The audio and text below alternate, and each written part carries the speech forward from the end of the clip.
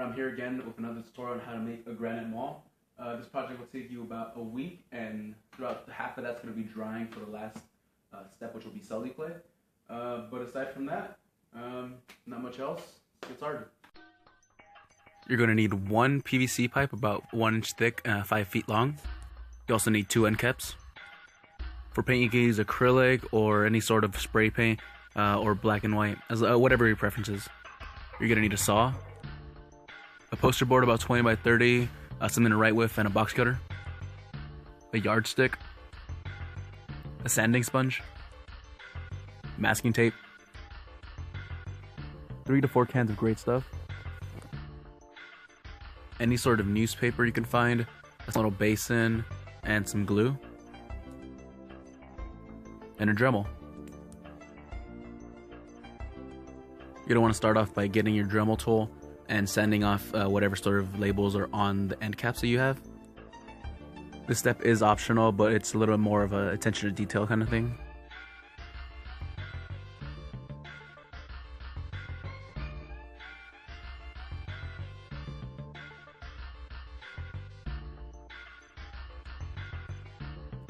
While you're at it, also sand off the barcode that will be on the side.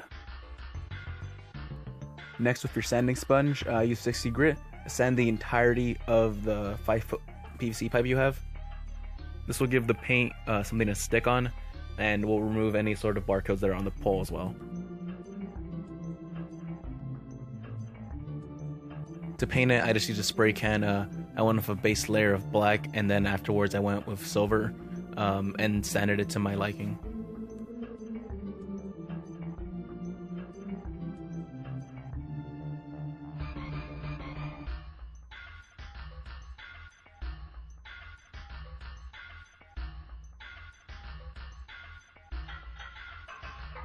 Next, you're going to have to paint the end caps as well. There's a variety of different ways you could do this. You could do it with your acrylic paint, but as you'll see in soon, I just got lazy and put a spray can to it.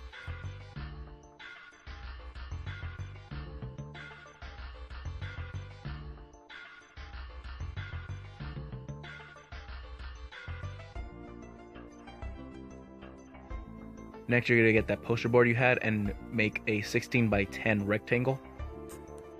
This is going to be where the hammer building actually starts.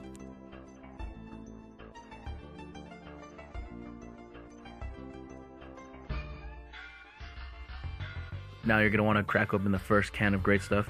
What great stuff is, it's pretty much a gap and crack insulating sealant. Twist on the nozzle and follow the outline that you made.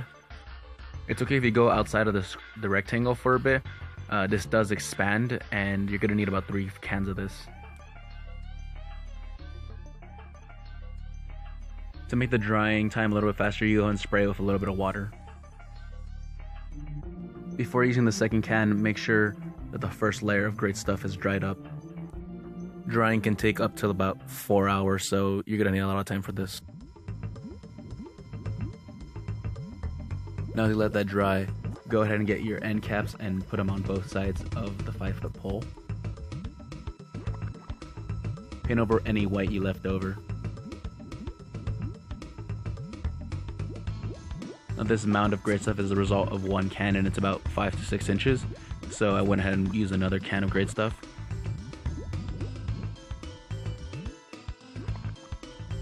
Continue the process until you have a sizable mound and it's all dried up. This took about 2 days.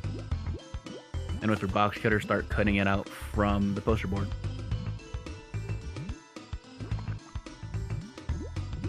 Instead of cutting off the remaining poster board, you can just peel it off and you'll have a relatively smooth side already.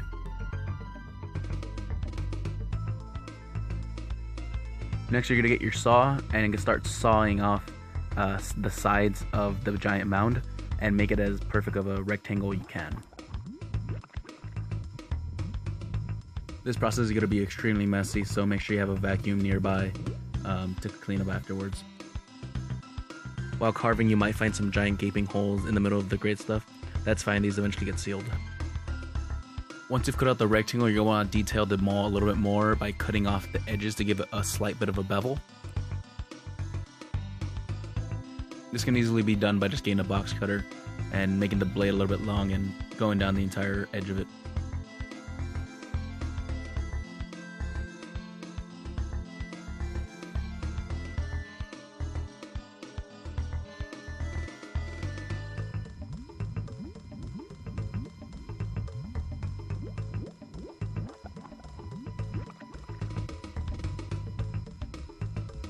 Now measure out the middle of the giant rectangle. Mine was about at 8 inches like I planned, and start making a hole. For a bit I just used the box cutter and started pulling out what I could, but eventually I figured out I couldn't do this without breaking the entire rectangle. So what I ended up doing was getting the yardstick and poking it through the middle until I had a hole.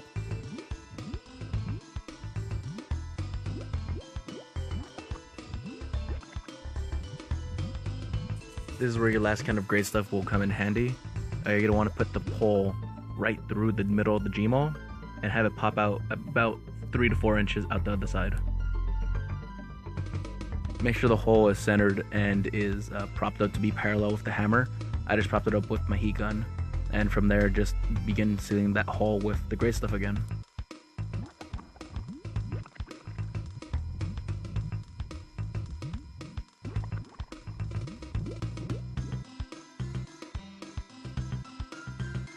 Once that expands and dries up, you're going to want to start cutting that out to make it flat again. If any of the grit stuff attached to the pole, just scrape it off with the box cutter.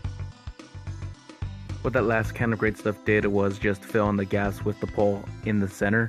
There is a different way of doing this where you begin making the grit stuff around the pole itself, but I found this to be a lot more easier. Once that's finished, you're going to want to start covering the entire head of the hammer with masking tape.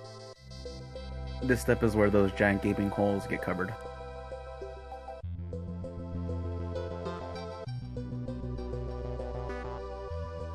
Next, you're going to get glue and put it into the small basin and mix it with a little bit of water.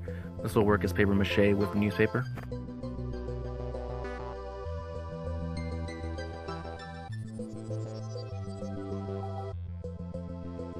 Begin by getting the strip and fully immersing it into the basin and using your fingers as a squeegee to pull any of the liquid out, and start covering the entire hammer. Give the entire hammer about 2 layers of paper mache with drying time in between. This might take 1 or 2 days. Once the entire hammer is covered with paper mache, you're going to move on to your final step, and that's with celluloid clay. This time around I went with 1 part celluloid clay with 1 part water. Depending on how much you put of either one, it might dry up or not mix as well. It's really trial and error with this. To cover the entire hammer, this took about like 5 to 6 different little basins. This works exactly like clay, so applying it to the hammer, just get a small little mound of it, put it on, and start spreading it out with a piece of foam board. And eventually you'll have a whole granite maul made. Just let it dry up before actually using it because it could still mess up. In regards to how it works, well, it's pretty top heavy, as you might have noticed. Because it's made of PVC, it has a nice effect where it kind of looks like the special end game. In terms of how tough it is, I just hit it against the wall a couple times and it held up pretty well, and this hasn't even dried up correctly. You could probably hurt yourself with this if you really wanted to, but I'd suggest not doing that. Well, thanks for watching. Like always, take it easy.